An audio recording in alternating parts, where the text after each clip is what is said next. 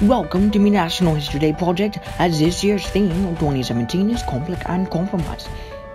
Your host, Regan Meany, shall focus on the unsettled conflicts between Parliament and King Charles I, which drove Great Britain into a civil war.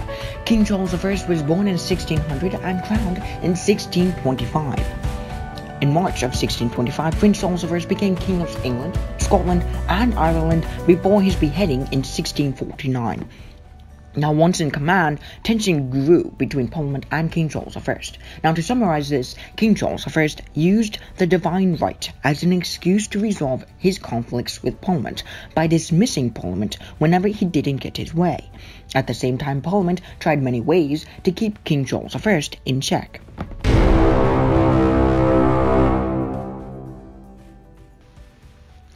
Now, in 1623, Prince Charles I and the Duke of Birmingham went to Spain for marriage negotiations. However, Prince Charles I didn't want to get married to a Spaniard, so the negotiations failed, and instead Prince Charles I arranged the marriage for him and Henrietta Maria of France. Furthermore, Princess Henrietta Maria is Catholic, and the Church of England is Protestant. Thus, the marriage is a threat to the Protestant Reformation and the Church of England. So effective immediately, Prince Charles I and Princess Henrietta Maria kept their marriage negotiation a secret until 1625 with the help of George Villiers. In the meantime, the rest of England blamed George Villiers for this failed marriage negotiation with Spain, and consequently King James I declared war on Spain in 1624. As a short-term effect, General Don Ambrosio Spinola laid siege against the Dutch city of Breda, and by June 1625, Justin Nassau surrendered Breda. As a result, once Charles I ascended to the throne, King Charles I sent the wrath of England's Royal Navy to Spain in order to intercept valuable cargo ships and vanquish towns. This is known as the Cadiz expedition, and the mission was a huge failure. Parliament was enraged by this failure and began the process of impeachment. Meanwhile, disputes arose between the MPs about King Charles I's behavior towards the Church of England. Thus, King Charles I dismissed Parliament before the MPs made any decisions, which resulted in a compromise failure.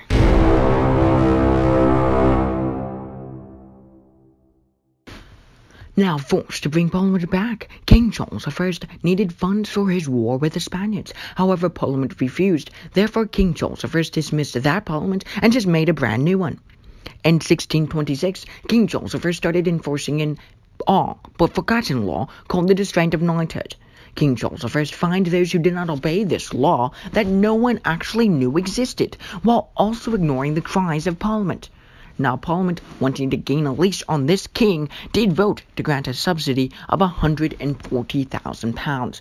Moreover, the House of Commons agreed to allow the king to collect tonnage and poundage, but only for a period of 1 year.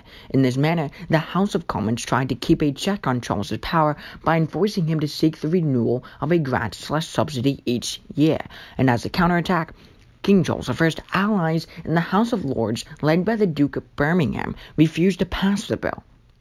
Now, furthermore, his war with the Spaniards is just flat out not going well. Henceforth, King Charles I turned his attention towards the French for help. However, the French politics had changed under Cardinal Richelieu, and Cardinal Richelieu used the Royal Navy of England to halt the Huguenots from their uprising, which in return angered King Charles I. So by June 1626, King Charles I sent Walter Montagu to France to organize a French rebellion. The plan was to send an English fleet to encourage the rebellion. Now, King Charles I attempted to send 2 waves of fleets to relieve La Rochelle, but the bloody frogs had set up a blockade around La Rochelle, and the Huguenots lost stronghold. So English ships could not break through the blockade, and this battle is known as the Siege of La Rochelle, and it too is gutted. Now, King Charles I still needed more money, and he looked towards Parliament to grant him the funds to wage his war.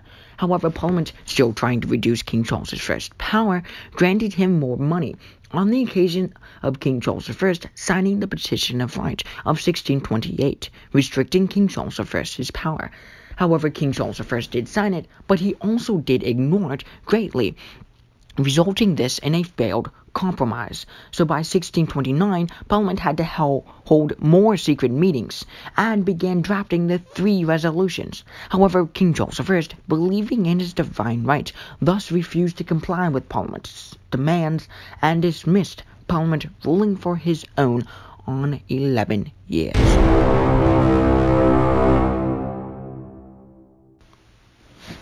King Charles I reintroduced a feudal tax in 1635, known as the ship money, which was illegal, by the way. As a result, many resisted to pay this tax, and King Charles I just threw him in prison, who didn't pay, of course. During his 11-year rule, which is also known as the 11-year tyranny, King Charles I started changing the Church of England to be more traditional, like Catholicism. And in 1633, he appointed William Laud Archbishop of Canterbury. William Laud started a series of unpopular changes to the Church of England. King Charles I insisted that the Church of England's liturgy be celebrated with all the ceremony and vestments called for by the Book of Common Prayer. And to chastise those who refused to accept his reforms, King Charles I used the 2 most feared courts in the land, the Court of High Commission and the Court of Star Chamber. The Court of High Commission could basically say an individual was guilty, whether or not they did anything wrong at all, while the Court of Star Chamber could inflict any punishment whatsoever, including torture, with the sole exception of death. As a result, this caused major conflicts with the Scots, which triggered the Bishops' Wars. Multiple wars. To subdue the Scots, King Charles I needed more money. Therefore, he recalled Parliament in April 1640. Now, King Charles I asked to get a subsidy to smother the Scottish uprising, and the House of Commons agreed to allow King Charles I to raise funds for a war, but Parliament demanded the discussion of various abuses of power. Neither side gave ground on this matter, and eventually Parliament was dismissed 3 weeks later. Thus, Parliament became known as the Short Parliament. In the meantime, King Charles I attempted to defeat the Scots on his own, but failed miserably. The Second Bishops' War ended in October 1640 with the Treaty of Ripon, which required the king to pay the expenses of the Scottish army. Now, King Charles I made a desperate move, summoning the Magnum Concilium. King Charles I summoned another parliament, in which he, in contrast with its predecessor, became known as the Long Parliament. Now, this is where it gets interesting. The Long Parliament assembled in November 1640 under the leadership of John Pym. Now, Parliament passed the Triennial Act, to which the royal assent, or King Charles I, was granted in February 1641. The act required that Parliament was to be summoned at least once a year, or once every 3 years, and that if King Charles I failed to issue a proper summon, the members could assemble on their own. However, Parliament moved on, and in May, Parliament proposed an even far more reaching act, which provided that Parliament could not be dissolved without its own consent. So without delay, King Charles I started compromising, and he agreed to bills of attainder, authorizing the executions of Thomas Wentworth and William Laud. Furthermore, ship money, fines in the distraint of knighthood, and forced loans were declared unlawful. And lastly, the hated courts of Star Chamber and High Commission were finally abolished. However, Parliament was not done scrutinizing King Charles I, so Parliament intended to impeach Henrietta Maria. So King Charles I decided Parliament went too far, and the compromise became a failure. He set out to arrest 5 MPs who led the anti-Stuart faction on charges of high treason. Consequently, Henrietta Maria made the mistake of informing a friend, who in turn alerted Parliament. So when King Charles I stormed Parliament on January 4th, 1642 with an armed force, King Charles I only spoke to William Lenthal as to their whereabouts, to which Lenthal famously replied, "May it please your majesty, I have neither eyes to see nor tongue to speak in this place, but as the house is pleased to direct me, whose servant I am here." End quote. On the flip side, Parliament now believes that King Charles I had gone too far, and as a result, a civil war had risen among the ranks, and the 2 groups formed, the Roundheads, who supported Parliament, and the Cavaliers, who supported King Charles I.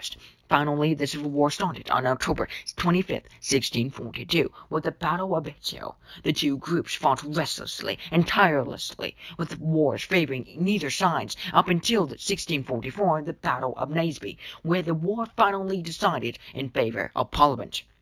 So legend has it that King Charles I went to the Scots to try to get them to invade England, more so the Roundheads. Now this is an act of treason, but nevertheless, in 1648, King Charles I was captured and Parliament tried to reason with King Charles I again, but King Charles I believed in his divine rights and refused to compromise.